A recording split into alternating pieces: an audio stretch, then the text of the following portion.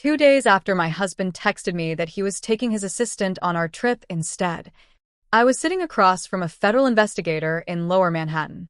But that came later. That morning, I still believed I was a wife.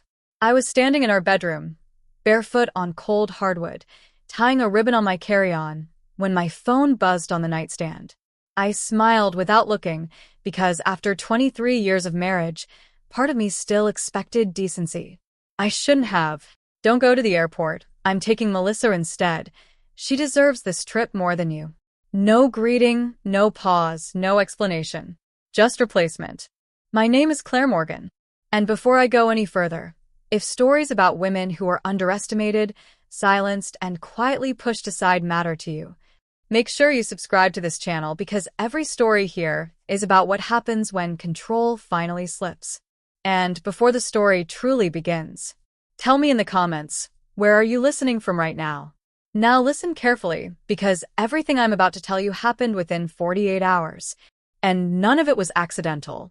That morning was supposed to be simple, almost routine, the final step before a long-awaited reset my husband promised would fix everything.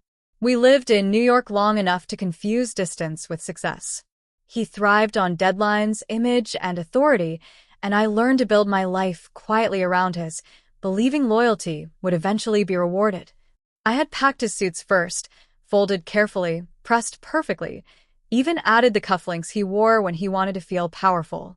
My own suitcase sat half-empty beside the chair, waiting like I always did. Melissa was his executive assistant, 32, polished, efficient, always watching and listening. I'd met her at company dinners, smiled politely, defended her when friends hinted something felt off. I told myself I was being insecure. I told myself I trusted my husband. The city outside our window hummed to life, traffic rolling, sirens fading, another day beginning as if mine hadn't just cracked open. I sat on the edge of the bed, the ribbon slipping from my fingers, reading the message again and again, waiting for it to soften. It didn't. My phone buzzed once more. Tell the driver to cancel. We'll be gone all week. No apology, no explanation, just instructions like I was staff, not his wife. Something settled in my chest then, not anger, not tears, clarity. I walked to the window and looked down at the city I'd lived in for 2 decades without ever truly being seen. I thought about the late nights, the excuses I made for him, the times I told myself I was imagining things, the way I'd learned to shrink without noticing. And then I remembered something I hadn't touched in years. A folder, locked, buried deep inside an old external drive I'd once used to back up his laptop. Emails, transactions, conversations he'd laughed off and told me not to worry about, patterns I dismissed because trusting him felt easier than questioning everything. I walked to the closet and pulled the small safe from behind my coats, my hands steady as I opened it. Inside wasn't jewelry, not cash. It was proof. Proof that what he'd done that morning wasn't impulsive. Proof that Melissa wasn't new. Proof that the trip wasn't just a betrayal, it was a distraction. I sat back down on the bed, the phone still glowing in my hand. He thought canceling me with a text would break me, that I'd cry, beg, wait.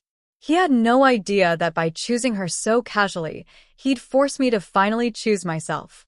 Outside, the city kept moving. Inside, something dangerous had just woken up. I didn't respond to his message, not because I didn't have words, but because silence suddenly felt powerful. The clock on the nightstand read 6:19 a.m. We were supposed to leave for the airport at 9. In another version of my life, I would have been panicking, calling him, asking what I did wrong, apologizing for things I didn't understand. Instead, I stood up and closed my suitcase. Not his. Mine. The apartment felt different once that decision settled in. Quieter, sharper, like it was finally listening to me instead of him. I moved through the room slowly, noticing things I'd ignored for years, the way every surface reflected his taste, his success, his need to impress people who barely knew my name. I walked into his home office, a space I rarely entered without asking. The leather chair still held the faint scent of his cologne. His laptop sat open on the desk, asleep but not locked. He never thought he needed to lock things from me. That used to hurt. That morning, it helped. I plugged in the external drive and waited. The folder appeared exactly where I remembered it, buried under innocuous labels, old backups, tax files, things meant to bore me. My pulse stayed steady as I opened it, because part of me already knew what I'd find. Contracts tied to shell companies. Emails sent late at night, not romantic, not emotional, but strategic. Instructions. Warnings. Payments routed through assistants and consultants who didn't officially exist. And Melissa's name, again and again. Not as a lover, as a gatekeeper. I scrolled carefully, reading dates, matching patterns. The trip he'd taken her on wasn't sudden. It was timed. The money movement coincided with travel. Documents were signed while he was out of the country. Decisions made while his office was conveniently understaffed. My phone buzzed. You should really think about how this looks, Claire. Don't make things harder than they need to be. There it was. Not guilt. Not remorse. Control. I smiled for the first time that morning. I took photos of everything, slow and methodical, saving copies in 3 places, labeling nothing. Then I shut the laptop down exactly the way I found it. No trace. No warning. Just absence. By 7:30, I was dressed, not for travel, but for clarity. Jeans, a soft sweater, shoes I could walk in. I packed only what mattered: my passport, my personal documents, my old law school notebook I'd never thrown away, and the small USB drive that now held my husband's second life. Before leaving the apartment, I paused in the doorway and looked back. 23 years of marriage framed in glass and steel. I didn't feel nostalgic. I felt precise.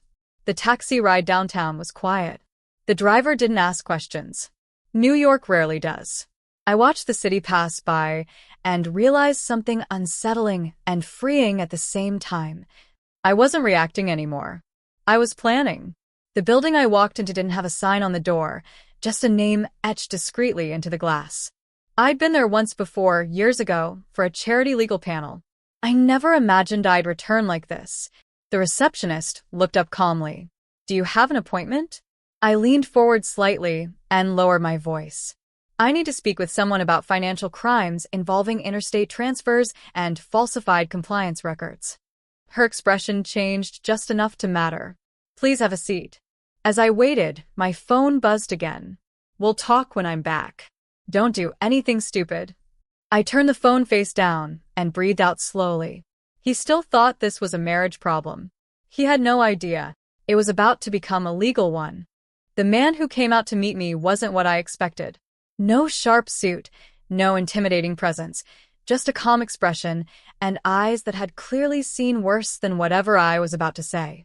"Claire Morgan?" he asked quietly. I nodded. "My name is Daniel Reeves," he said, extending his hand. "Why don't we talk somewhere private?" The room he led me into was small, neutral, intentionally forgettable. A table, 2 chairs, a recorder resting face down. He didn't turn it on. "Not yet." "Before we begin," he said evenly, "I need to know one thing. Are you here because you're angry at your husband, or because you're afraid of what he's done?"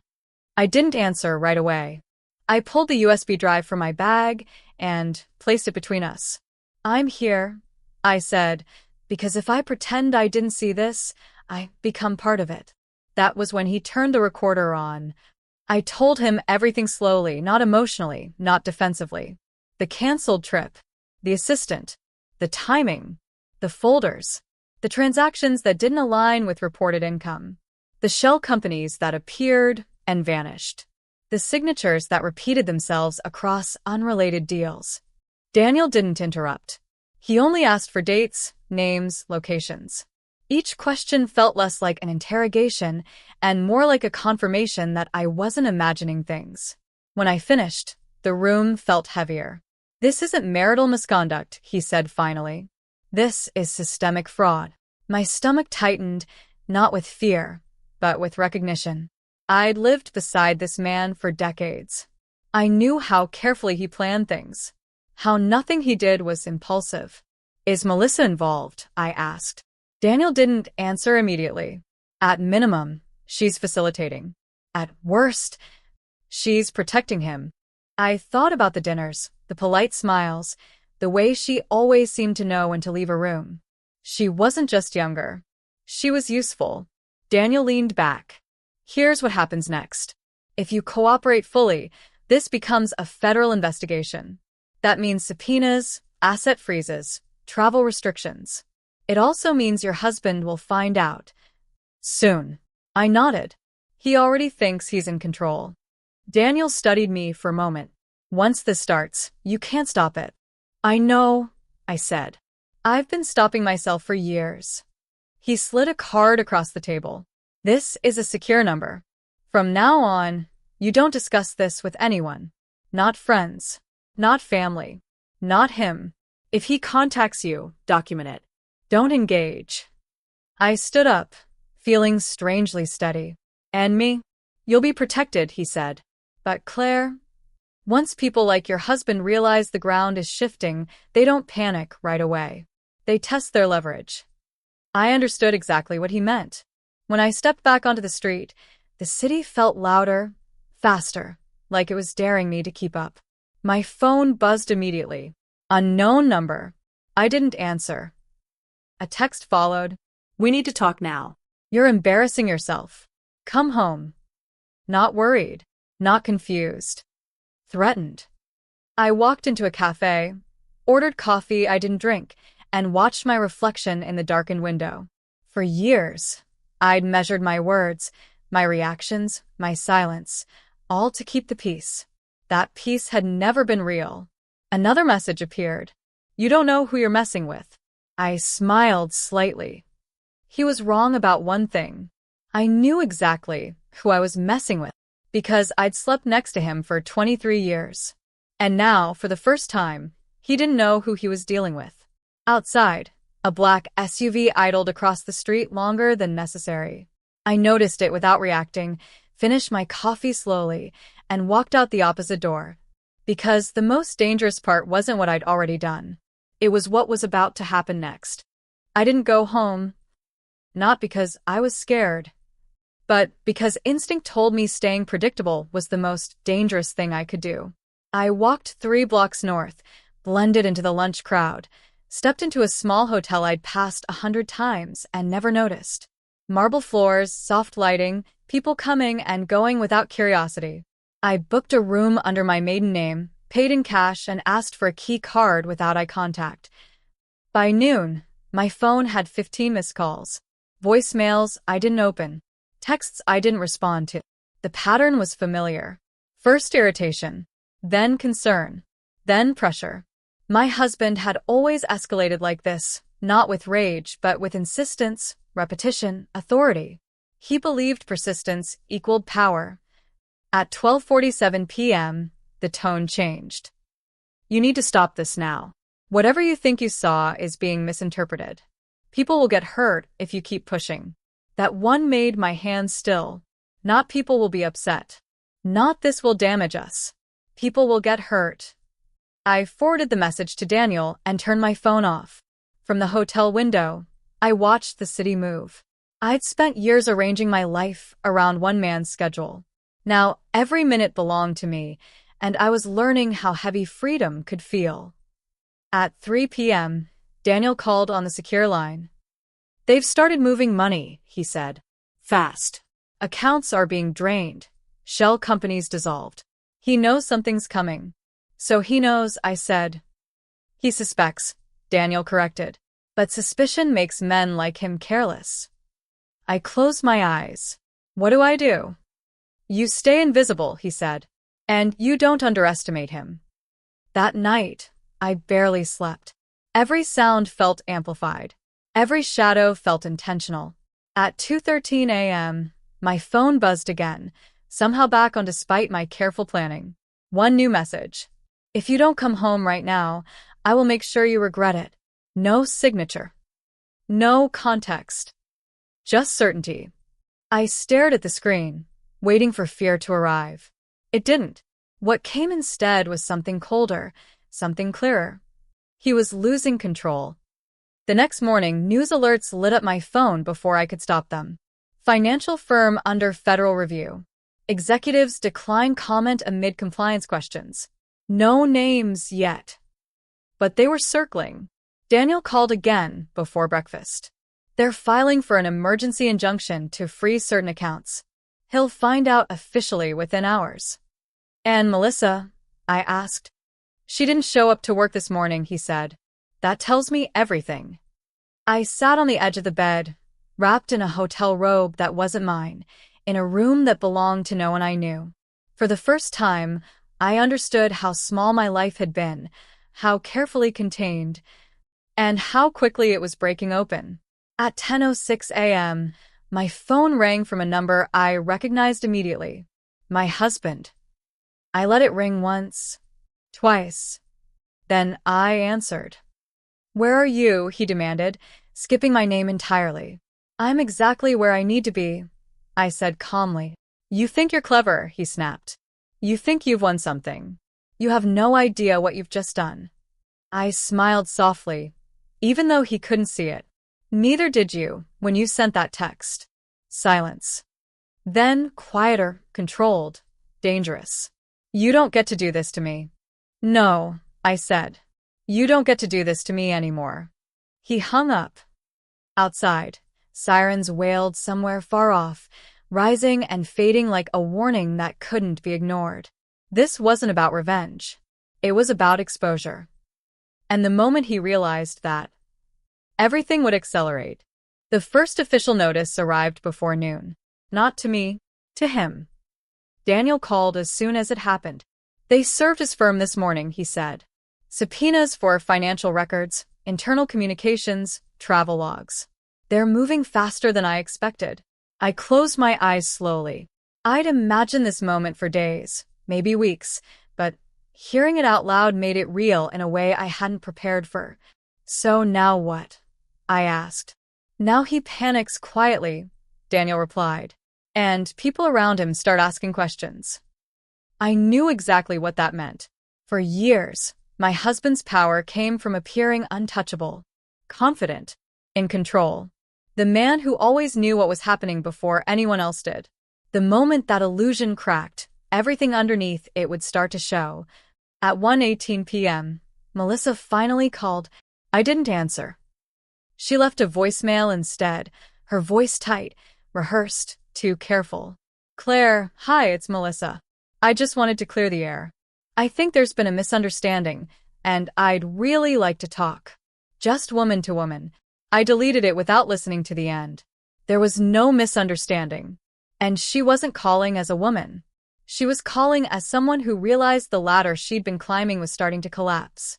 By mid-afternoon, my phone lit up with unfamiliar numbers. Colleagues, mutual friends, people who hadn't checked in on me in years suddenly concerned about my well-being. Concern had a way of showing up late when reputations were at risk. I answered none of them. Instead, I sat at the small desk in the hotel room and wrote everything down. Dates. Conversations. Moments that hadn't made sense at the time, but now aligned perfectly. I wrote until my hand cramped, until the story of my marriage looked less like a love story and more like a long-running negotiation I'd never agreed to. At 4:03 p.m., Daniel called again. He tried to leave the country, he said. My breath caught. Did he? No. His passport was flagged. He didn't know that yet. I leaned back in a chair, staring at the ceiling. The trip he'd stolen from me had turned into a cage he didn't see coming. "And Melissa?" I asked again. "She's retaining counsel," Daniel said, separately. Of course she was. By evening, the news had sharpened. Headlines still vague, still cautious, but sharper. Phrases like internal review, compliance concerns, and cooperating with authorities began to appear. People who'd once toasted him at charity galas were suddenly unavailable. That night, I walked outside for the first time since checking into the hotel. The air felt different, crisper, like the city knew something was shifting. I stood on the sidewalk and watched couples pass by, laughing, arguing, holding hands. Ordinary lives unfolding while mine was being quietly dismantled. My phone buzzed. One message. "You've humiliated me." I stared at it for a long moment. Then I typed back for the first time. You humiliated yourself. 3 dots appeared, then vanished. No reply. Back in my room, I packed my bag, not to run, but to move forward. Daniel had arranged a temporary relocation. Somewhere discreet. Somewhere safe. Somewhere I could think without listening for footsteps in the hallway. As I zipped the bag closed, I realized something that startled me. I wasn't afraid anymore. The man who'd controlled my life for decades was losing control in real time, and instead of feeling guilty, I felt lighter. Outside, the city lights flickered on one by one. And somewhere across town, my husband was discovering what it felt like to be powerless. I left the hotel before sunrise. Not because anyone told me to, but because waiting felt like surrender. Daniel had arranged a temporary place for me across the river, quiet, unremarkable, the kind of building people walked past without ever remembering. No doorman. No cameras in the lobby that belonged to anyone I knew. Just a key, a code, and silence. On the drive there, my phone stayed dark. No calls. No messages. That alone told me everything. When men like my husband go quiet, it's never because they've accepted defeat. It's because they're recalculating. By 9 a.m., the recalculation began. Daniel called. He's hired a crisis management firm, he said. Top tier. Reputation control, narrative shaping, the works. I let out a slow breath. So, he's still pretending this is about image. Exactly, Daniel replied. Which means he hasn't realized yet that image won't save him. The apartment was sparse. A couch. A table. A bed still wrapped in plastic. I sat on the floor with my back against the wall and finally allowed myself to feel the weight of what I'd done. Not regret. Gravity. I had pulled a thread that couldn't be put back. At 11:27 a.m., the first leak hit. A financial blog posted a vague but unmistakable piece about irregular offshore transfers tied to a prominent New York executive. No name. No confirmation. Just enough to make phones ring and boardrooms tense. An hour later, the second leak followed. This one sharper. This one hinted at federal involvement. Daniel texted one word. It's moving. Then my phone rang. Not my husband, not Melissa. My sister. I hadn't spoken to her in weeks. Life had taught us to orbit each other carefully, bonded by blood but separated by my marriage. I answered before I could overthink it. Claire, she said, her voice tight. What's going on? Everyone's talking. I know, I said gently. Is it true? I looked out the window at the river, the water moving steadily forward without hesitation. It's worse than what they're saying. Silence. Then, softer. Are you okay? The question landed harder than anything else had that day.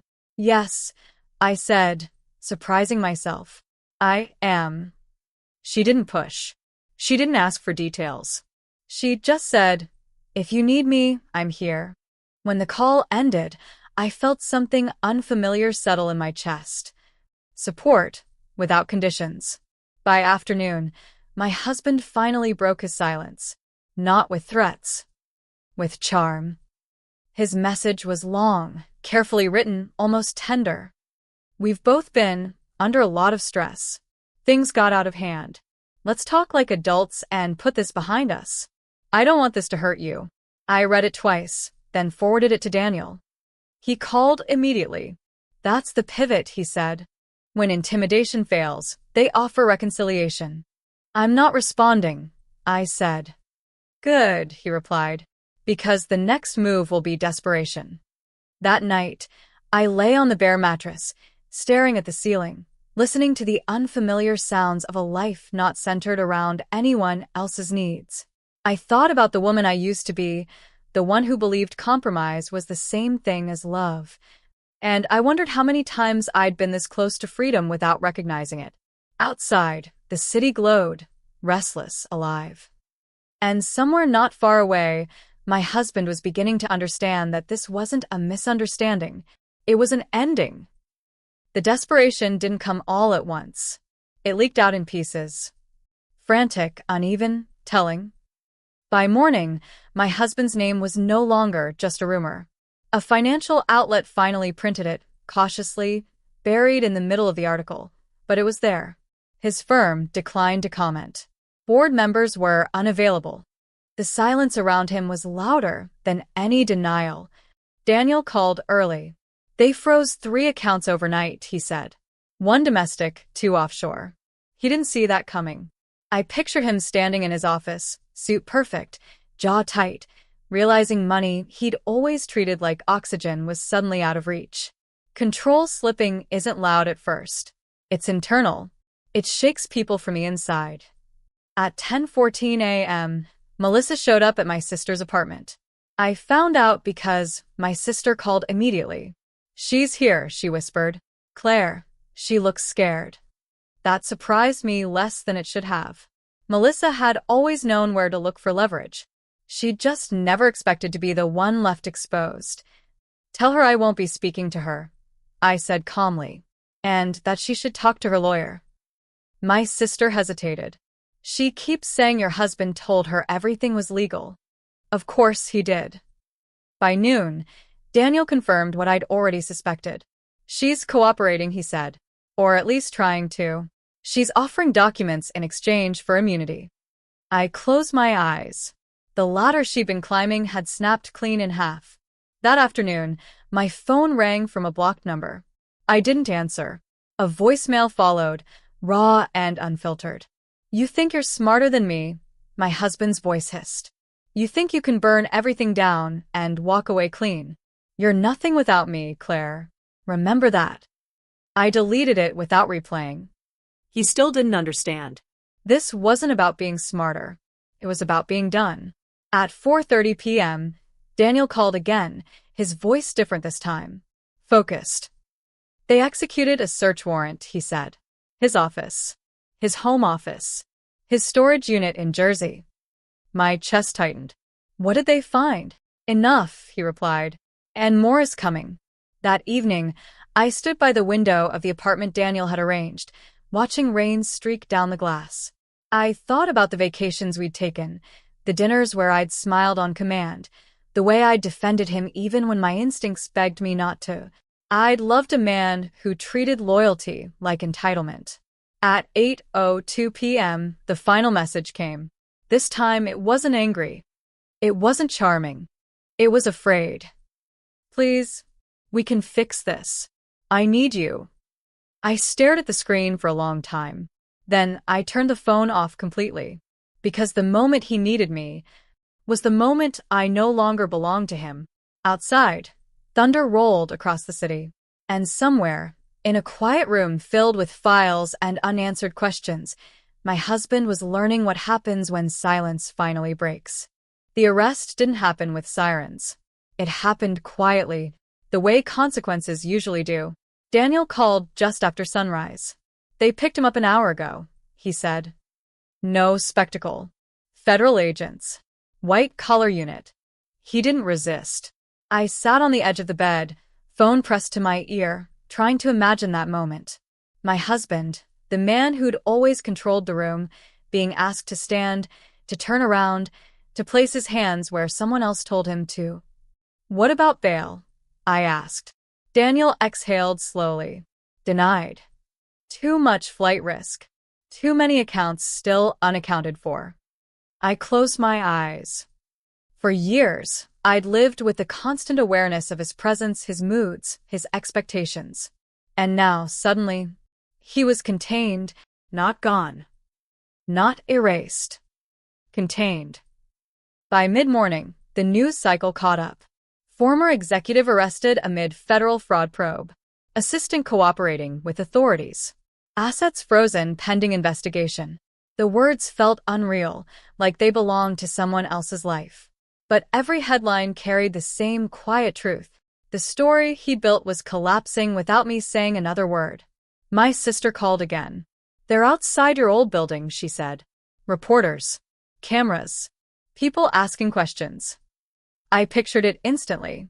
The lobby where I'd once waited for him, scrolling my phone, pretending not to notice how invisible I felt. Now that same space was filled with strangers trying to understand how everything went wrong. "I'm glad I'm not there," I said. "So am I," she replied. That afternoon, Daniel sent me a message with one line. "You did exactly what you were supposed to do." I sat with that for a long time. I hadn't planned revenge. I hadn't imagined handcuffs or headlines. I just finally stopped protecting someone who didn't deserve my silence. Late in the day, I walked outside for the first time since the arrest. The river was calm, reflecting the gray sky like nothing extraordinary had happened. People jogged past me, talked on phones, lived their lives. I realized then that freedom doesn't arrive with fireworks. It arrives quietly when the noise you've lived with for years finally stops. That night, I slept deeply for the first time in decades. No listening for footsteps, no waiting for messages, no bracing myself for disappointment, just rest. And somewhere, in a holding cell with no assistance, no leverage, and no one left to manage his world, my husband was facing the truth he'd avoided for years. Power borrowed from silence doesn't survive exposure. The morning after the arrest felt unreal. Not dramatic, not heavy, just strangely quiet. No messages. No calls. No instructions disguised as concern. For the first time in years, my phone stayed still. Daniel called around 10 a.m. "They're moving quickly," he said. "Formal charges will be announced today. Fraud, wire transfers, obstruction. It's not small." I sat at the kitchen table of the temporary apartment, coffee growing cold in my hands. "What about me?" I asked. "You're officially a cooperating witness," he replied. "Which means you did the right thing early. It also means his attorneys are going to change tactics." I didn't need him to explain what that meant. Blame. By noon, it started. A statement from his legal team appeared online, carefully worded, painfully familiar. A misunderstanding, a disgruntled spouse, an emotional reaction blown out of proportion. They didn't name me, but they didn't have to. I'd spent years watching him control narratives. I recognized the fingerprints immediately. Daniel texted shortly after. "Ignore it. This phase is about buying time." I did exactly that. Instead of refreshing the news, I went for a long walk along the river. The city moved around me like nothing monumental had happened. People laughed, argued, hurried past. No one knew who I was or what I'd survived. And for once, I liked it that way. Halfway through the walk, my phone rang. "Melissa." I let it go to voicemail. Her message was frantic, breathless. "Claire, please, I need to talk to you. He's saying things about me now. Things that aren't true." I didn't know how bad it was. I swear. I was just doing what he told me to do. I deleted the message. She was learning the same lesson I had learned too late. Loyalty to a man like that only lasts as long as it's useful. That evening, Daniel called again. His voice was calm, but there was an edge to it. "He's asking to see you." My heart stilled. "On what grounds?" "Remorse," Daniel said. "Or strategy. Hard to tell with people like him." "No," I said immediately. "Good," he replied. "Because he doesn't want forgiveness. He wants access." I stood by the window as the sun dipped behind the buildings, painting the sky in muted colors. I thought about the woman I'd been when I folded his suits, packed his trips, defended his excuses. And I felt compassion for her, not shame. That night, the charges became public. And with them, the full scope of what he'd done. Multiple shell companies. Falsified compliance reports. Years of concealed transfers. The comments online were brutal. People who'd once praised him now dissected every speech, every interview, every award. Reputation is fragile when it's built on performance. I turned off the news before it could poison the quiet I'd earned. Because the most important thing wasn't what the world was saying. It was what I finally understood. I wasn't collateral damage in his downfall. I was the reason it stopped. The trial didn't begin with drama. It began with paperwork. Motions, filings, quiet meetings behind closed doors. Daniel explained it all patiently. "This phase is slow," he said.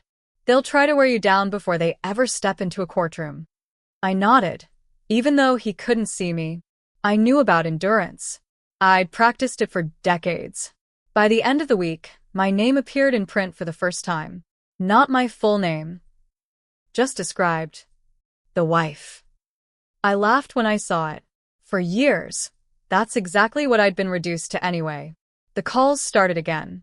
Distant relatives. Old acquaintances.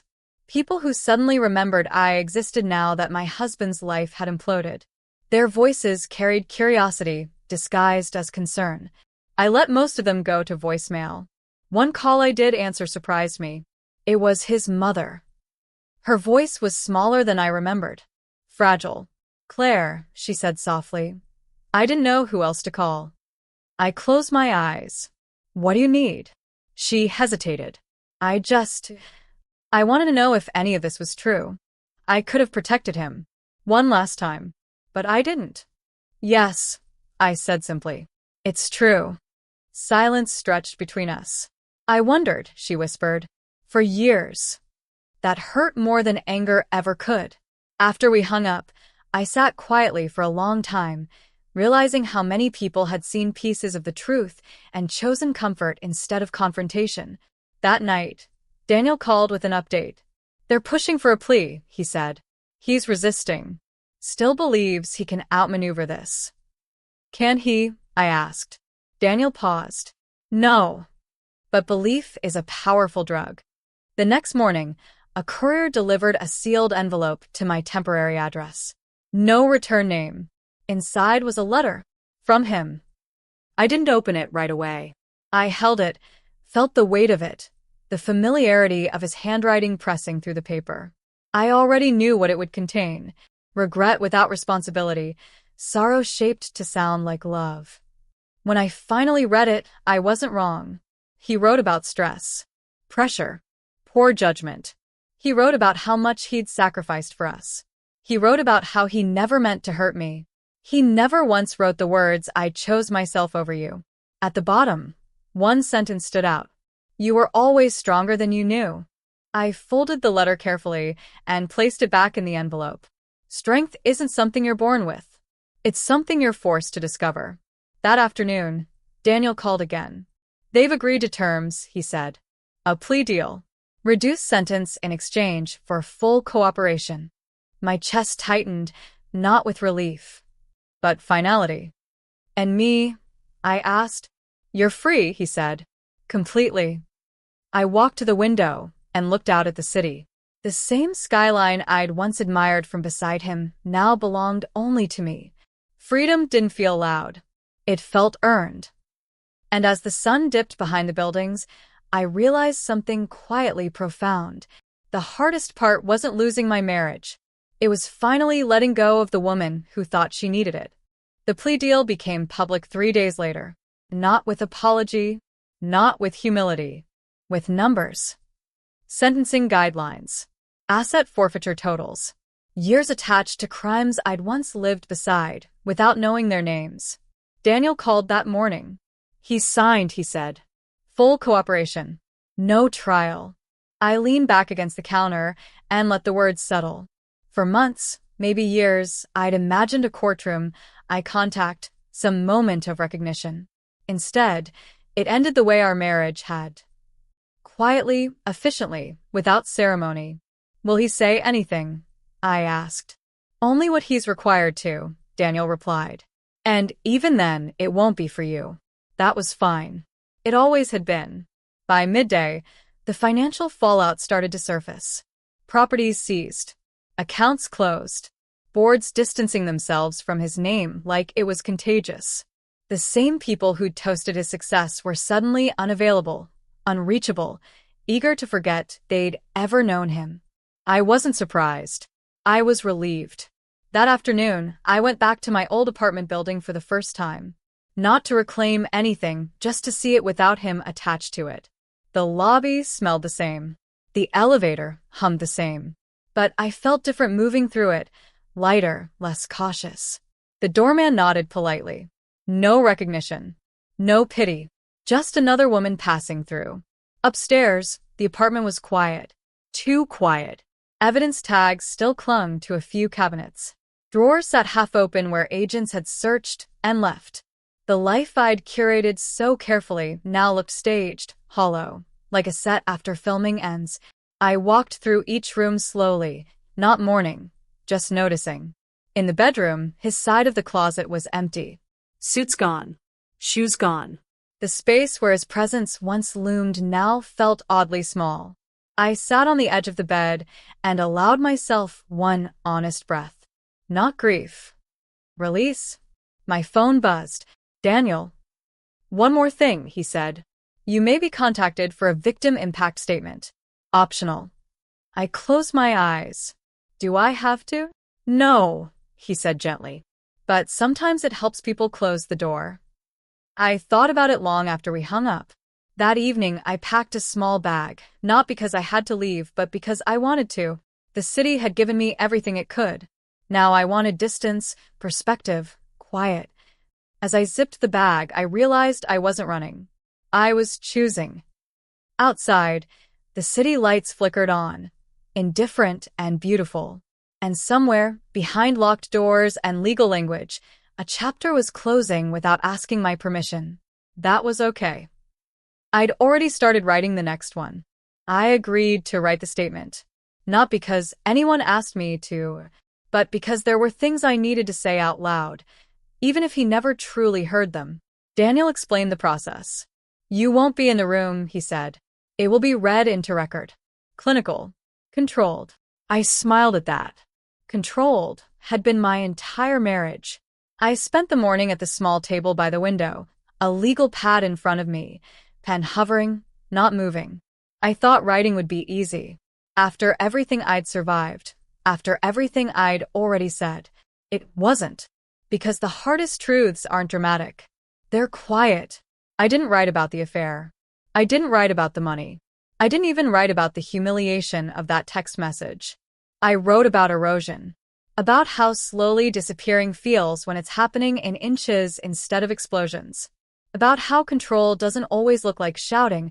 Sometimes it looks like decisions being made for you because it's easier. About how you wake up one day and realize your life has been optimized for someone else's comfort. I wrote about the woman I used to be before I learned to make myself smaller. About how ambition doesn't die, it just waits. About how silence becomes a habit before it becomes a prison. When I finished, my hand was shaking. Not from fear, from honesty. Daniel read it that afternoon. He didn't comment right away. This won't change the sentence, he said finally. I know, I replied. It already changed me. He nodded once. Then it did what it needed to. The next day, I left the city. No announcement. No goodbye tour. Just a train ticket north, a seat by the window, and space to breathe. The landscape shifted slowly, concrete giving way to trees, noise dissolving into distance. I watched it happen without rushing it, realizing how rarely I'd let transitions unfold at their own pace. When I arrived, the air smelled different. Cleaner. Honest. I checked into a small place near the water, unpacked only half my bag, and stood on the balcony as evening settled in. For the first time in years, no one expected anything from me. That night, I slept with the window open. I dreamed, not of him, not of the past, but of unfinished ideas. Buildings I'd once imagined. Spaces I'd never designed. Futures I'd postponed because they didn't fit inside his world. In the morning, I woke up with a thought that felt both terrifying and exhilarating. I could build something again. Not a marriage. Not a performance. A life. Outside, the water moved steadily forward, unconcerned with what it left behind. And, for the first time, so did I. The sentencing happened without me in the room. Daniel told me later it was brief, procedural, stripped of drama. Years assigned. Assets seized. Conditions outlined. A life reduced to bullet points and consequences. I listened quietly, sitting on the edge of the bed in my small rental, watching sunlight move across the floor like time itself didn't care. Did he say anything? I asked. Daniel paused. Only once. He asked if you'd written the statement. And I said. I told him yes. Another pause. He didn't ask what it said. That didn't surprise me. He'd never really wanted to hear my words. He'd only ever wanted to know how they affected him. After the call, I walked down to the water.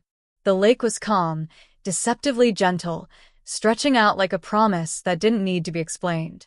I sat on a weathered bench and thought about how endings rarely arrive the way we imagine them. No music, no closure speech, just a quiet shift you feel more than you see.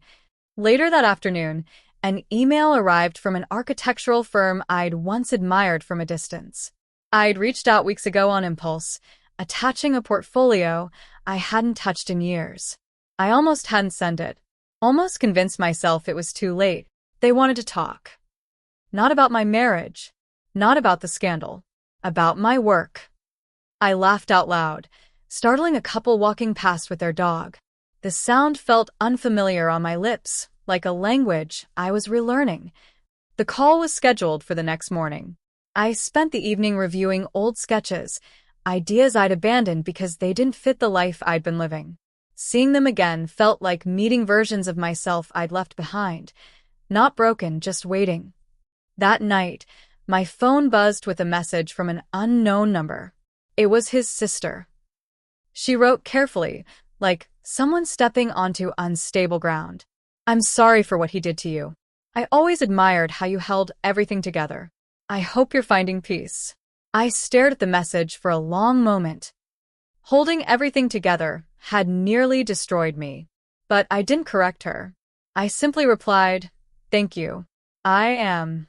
The next morning, I sat by the window with coffee and took the call. The partners asked thoughtful questions. They didn't rush me. They didn't doubt my experience. They listened. When the call ended, one of them said, "We'd like to explore what working together might look like." I set the phone down and let the words echo. Explore. Not commit. Not promise. Just explore. Outside, the lake shimmered under the rising sun. For years, my life had been about maintaining what already existed. Now it was about imagining what could. And that felt like the most honest beginning of all. The offer didn't come right away, and I was grateful for that. Instead, there were conversations. Thoughtful ones.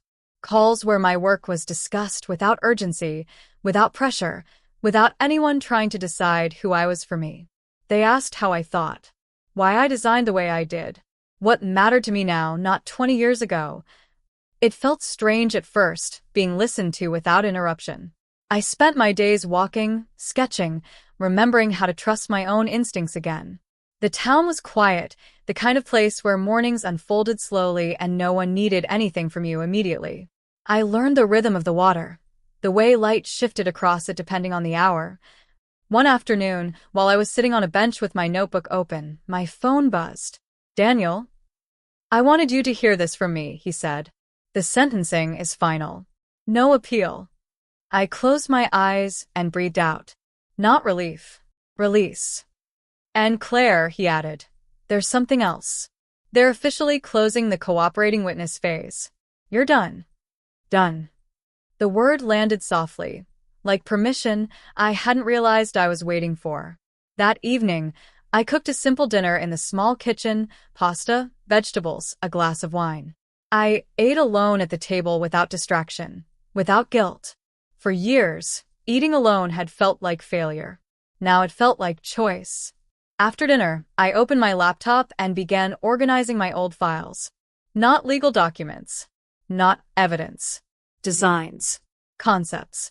Projects I'd shelved because someone else's priorities always came first. As I moved them into neat folders, I realized how much of myself I'd preserved without knowing it. The call from the firm came the next morning. "We'd like you to join us," one of the partners said. "On a consulting basis to start. Flexible. Remote. We think your perspective adds something we don't have." I didn't answer right away. I looked out the window at the water, at the quiet life I'd built in a matter of weeks. I thought about the woman who once folded suits at dawn, believing loyalty would save her. "Yes," I said finally. "I'd like that." After the call, I didn't celebrate. I didn't cry. I simply sat there, letting the moment exist without trying to decorate it with meaning. That afternoon, I received one last message connected to my old life. It wasn't from him. It was from the bank, confirming the release of my personal accounts, untouched, finally free from any shadow of investigation. For the first time, everything that belonged to me actually belonged to me. That night, as the sky darkened and the water went still, I wrote one final line in my notebook. I am not rebuilding. I am becoming. And for the first time in years, I believed it. The work began quietly. No office keys. No corner desk. No grand announcement. Just files sent over, meetings scheduled, questions asked without judgment. I logged in from my small rental, coffee beside me, sunlight spilling across the table like a reminder that this life was real. The first project was modest. A redevelopment proposal for an old waterfront building that had been abandoned for years. The firm wanted ideas, not answers. Possibilities, not pressure. I spent hours sketching, losing track of time in a way I hadn't felt since my early career. It surprised me how easily it came back. Not the technical skills, those never really leave, but the confidence to decide, to trust my eye, to say this matters without waiting for permission. One afternoon, during a video call, one of the partners paused and said, "You see space differently." I smiled. I always have. He nodded slowly. You stopped using that gift for a long time. He didn't say it unkindly. He said it like a fact. That night, I walked along the water and thought about how many years I'd apologized for wanting more. More space. More silence. More purpose. Wanting had felt selfish in a marriage where everything was measured against someone else's needs. Now, wanting felt honest. A week later, a letter arrived from the court. Not emotional. Not dramatic. Just confirmation. Restitution finalized. Assets allocated. Case closed. I placed the letter in a drawer and didn't look at it again. Some chapters don't need to be revisited to be understood. That evening, my sister called. "You sound different," she said. "Lighter." "I feel different," I replied. She hesitated. "Do you ever miss him?" I thought about it carefully. About the routines, the history, the familiarity. "No," I said. "I miss who I thought I was with him." But she wasn't real. There was a long pause. Then she said softly, "I'm proud of you." The words settled deep, steady, earned. Later that night, I opened my old law school notebook, the one I'd packed without knowing why. Inside were notes about ethics, responsibility, power. Lines I'd underlined decades ago, not realizing how relevant they'd become. I traced one sentence with my finger and smiled. Silence protects harm. I closed the notebook and looked out at the dark water, reflecting nothing but truth. For the first time, my life wasn't defined by what I survived. It was defined by what I chose next. The invitation came unexpectedly. An email from the firm, simple, almost casual, asking if I'd be willing to attend an in-person site visit the following week. Not required, not urgent. Just an opportunity to walk the space, to feel it. I said yes before doubt could catch up. The building sat at the edge of the water, old bricks softened by time, windows clouded but still proud.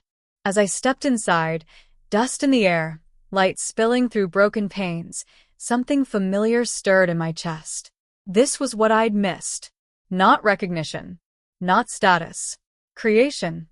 One of the junior architects walked beside me, notebook in hand. "What would you do first?" she asked. I didn't answer right away. I listened. The echo of our footsteps. The way the wind moved through empty rooms. "I'd let it breathe," I said finally. "Then I decide what it wants to become." She smiled like she understood. Later, as we stood by the water, one of the partners joined me. "You know," he said thoughtfully, "people don't usually come back to work after a break like yours." I met his gaze.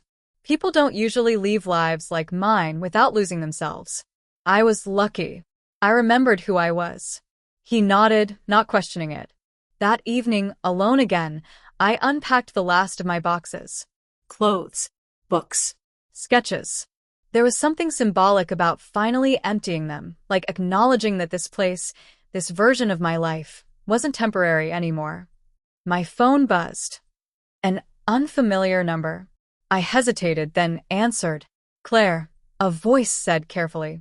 It's Melissa. I closed my eyes. Not in anger. In understanding. I won't speak about the case, I said calmly. I know, she replied quickly. I don't want that. I just wanted to say I'm leaving New York. I thought you should know. I waited. I believed him, she continued, her voice tight. I believed the version of him he showed me. So did I said gently. There was a pause. I'm sorry, she whispered. I know, I said. And I meant it. When the call ended, I felt something loosen inside me. Not forgiveness, exactly. Release. That night, I stood on the balcony, watching lights ripple across the water. I thought about how power shifts quietly, how lives change without ceremony. The man who once defined my days was now a footnote in a story I was finally writing myself. Tomorrow, I would return to the site and begin shaping something real, something lasting. And for the first time, the future didn't feel like something to survive. It felt like something to build. The days began to blur in the best possible way. Not rushed. Not heavy. Just steady.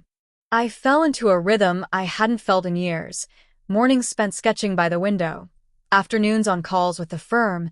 Evenings walking along the water as the light softened and the world slowed down. Work wasn't an escape. It was a return. One afternoon, while reviewing plans, the junior architect from the site visit asked me something quietly. How did you know when to leave? She said. Not the job. Your life. I looked at her, really looked, and saw a version of myself from years ago. Capable. Alert. Already negotiating with compromise. I didn't know, I said honestly. I just knew staying was costing me more than leaving ever could. She nodded, absorbing that in a way that told me it would surface again later, when she needed it. That night, Daniel emailed for the first time in weeks. Just checking in. Hope you're doing well. No updates. No warnings. Final proof that everything truly was over. I closed the laptop and sat back, listening to the quiet hum of my apartment. For years, silence had felt like punishment. Now it felt earned, like a space I'd cleared intentionally. The next morning, I received a handwritten note slid under my door. No return address. Inside was a simple card. You showed me what courage looks like. Thank you. No name. I smiled softly and placed it on the table beside my sketches. Some things didn't need explanation to matter. Later that day, as I stood on the site again, sunlight filtering through broken windows, I realized something unexpected. I wasn't angry anymore. Not at him. Not at myself. Anger had done its job. It had pushed me to move. But now it was giving way to something quieter. Ownership. That evening, I cooked dinner with the windows open, music playing softly, plans spread across the table. I wasn't waiting for anyone. I wasn't bracing for interruption. I was simply living. And somewhere deep inside, a truth settled that I wished I'd learned sooner. You don't need permission to reclaim your life. You just need to stop asking. The letter arrived on a Tuesday morning, slipped under my door, without ceremony. I almost ignored it. It looked official, heavy paper, my full name typed neatly across the front. For a moment, my body reacted before my mind caught up, a familiar tightening in my chest, the old instinct to brace myself. Then I reminded myself, gently, that chapter was over. I opened it slowly. It was a notice from the court, confirming the final transfer of seized assets and the formal close of all associated proceedings. No action required. No further contact expected. Just a signature at the bottom and a seal that meant permanence. I sat down at the table and let the paper rest in my hands. This was it. Not a beginning. Not a climax. An ending that didn't ask for anything in return. Later that day, I walked to the site alone. No meetings scheduled. No calls lined up. I wanted to stand there without anyone else's expectations filling the space. The building was quiet, dust motes floating in the light, the river moving patiently outside. I laid my sketches across a makeshift table and started rearranging them. Not fixing, not correcting, Listening. every line felt intentional now, not rushed, not defensive. I wasn't trying to prove anything. I was building because I wanted to. As I worked, I thought about the woman I'd been when this all began. Folding clothes, waiting for messages, measuring my worth by how useful I was to someone else's life. That version of me felt distant now, not embarrassing, not weak. Just unfinished. I'd finished her. In the afternoon, my sister called. "I booked tickets," she said. "I'm coming to see you." I smiled. "I'd like that." There was a pause, then she added, "You know, I used to worry about you. All the time. I don't anymore." That mattered more than she probably realized. That evening, I attended a small community lecture near the water. Nothing fancy.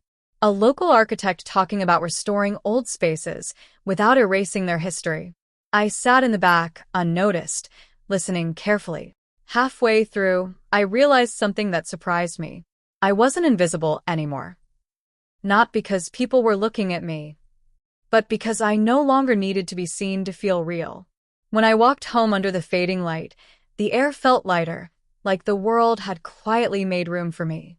And for the first time, I understood that healing doesn't arrive all at once. It arrives when your life finally feels like it belongs to you. My sister arrived on a Friday afternoon, carrying a small suitcase and a look I hadn't seen on her face in years.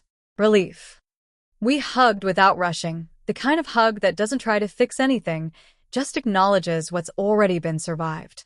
I took her to the balcony, poured us tea, and we watched the water move while the city softened into evening. "You seem settled," she said quietly. "I am," I replied.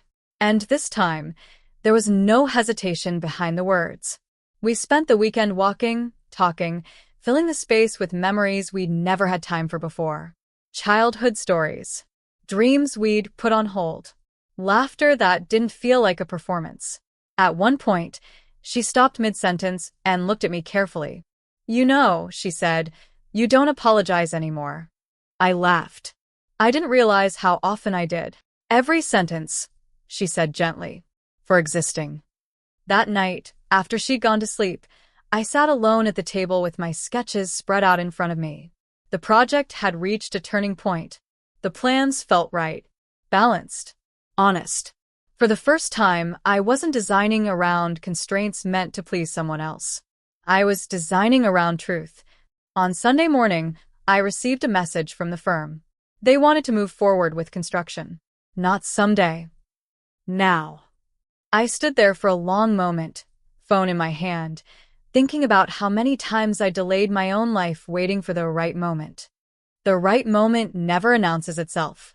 It just waits for you to stop hesitating. I typed back one word. Yes. Later that day, my sister hugged me goodbye at the station. "I'm proud of you," she said again, like she wanted to make sure it stuck. As the train pulled away, I realized something quietly monumental. I wasn't afraid of being alone anymore. I wasn't waiting for validation. I wasn't bracing for loss. I was standing in a life I'd chosen, built slowly, intentionally, without asking anyone's permission. That evening, I walked down to the water one last time before night fell. The sky reflected back in the river, dark and endless, not threatening, just wide. Tomorrow, construction would begin. And with it, the most important thing I'd ever learned. You don't rebuild a life by fixing what broke. You rebuild it by honoring what was always there. The first morning of construction began before sunrise. I stood at the edge of the site with a hard hat in my hands, the river quiet beside me, machinery idling softly like it was waiting for permission to begin. The building looked different now, not because anything had changed yet, but because I could finally see what it was going to become. Something strong. Something honest. Something rebuilt without erasing its past. As the crew arrived, greeting me with nods and calm efficiency, I realized how far I'd come from the woman who once waited for approval before making even the smallest decision. No one here needed me to shrink. No one needed me to disappear, so they could feel important. The work started slowly. Careful measurements. Foundations checked twice. No rushing. No shortcuts. I watched it all unfold and felt a deep, quiet satisfaction settle into my chest. This wasn't revenge. This wasn't recovery. This was ownership. Later that afternoon, I walked back to my apartment and sat at the table where so many decisions had been made. I thought about that morning months ago, the text message that was supposed to end me, the silence that followed, the choice I made when I finally stopped protecting someone who never protected me. If I hadn't been replaced so casually, I might have stayed invisible forever. That truth no longer hurt. It freed me. I picked up my phone and scrolled through photos I'd taken since then.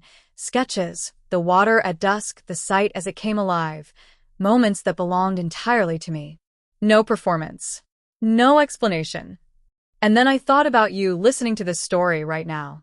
If you've ever felt underestimated, if you've ever been told, directly or quietly, that you matter less, if you've ever stayed silent because leaving felt too dangerous, I want you to remember this. It is never too late to choose yourself. Which moment in this story stayed with you the longest? Tell me in the comments, because your story matters too. And if you believe stories about strength, awakening, and quiet power deserve to be heard, subscribe, turn on notifications, and stay with us here. Because this isn't just my story, it's proof of what happens when silence finally breaks.